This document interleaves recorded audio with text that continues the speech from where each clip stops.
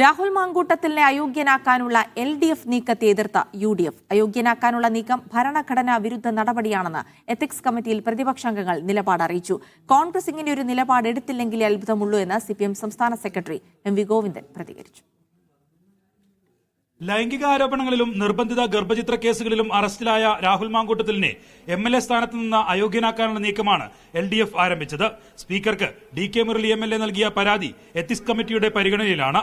തിങ്കളാഴ്ച ചേർന്ന UDF parliamentary party യോഗം വിഷയം ചർച്ച ചെയ്തു. അധികാരപരിധി മറികടന്നുള്ള എത്തിക്സ് കമ്മിറ്റിയുടെ നീക്കത്തെ എതിർക്കാനാണ് യോഗം തീരുമാനിച്ചത്. പിന്നാലെ എത്തിക്സ് കമ്മിറ്റിയിൽ പങ്കെടുത്ത റോജി M ജോണും UA ലത്തീഫും കീഴ്വഴക്കങ്ങൾ മറികടന്നുള്ള നടപടിയെന്ന് വിമർശിച്ചു. കുറ്റാരോപിതൻ മാത്രമായ വ്യക്തിയെ അയോഗ്യനാക്കാനാവില്ലെന്നും അവർ ചൂണ്ടിക്കാട്ടി.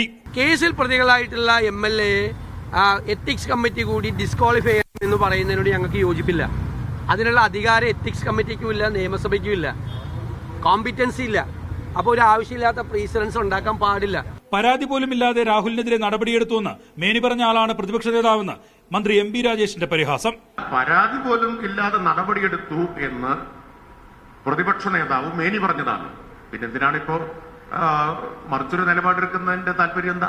അയോഗ്യതയെ എതിർക്കുമ്പോഴും രാഹുലിനെ പുറത്താക്കിയ നടപടിയിൽ മാറ്റമുണ്ടാകില്ലെന്നാണ് കോൺഗ്രസ് നിലപാട്.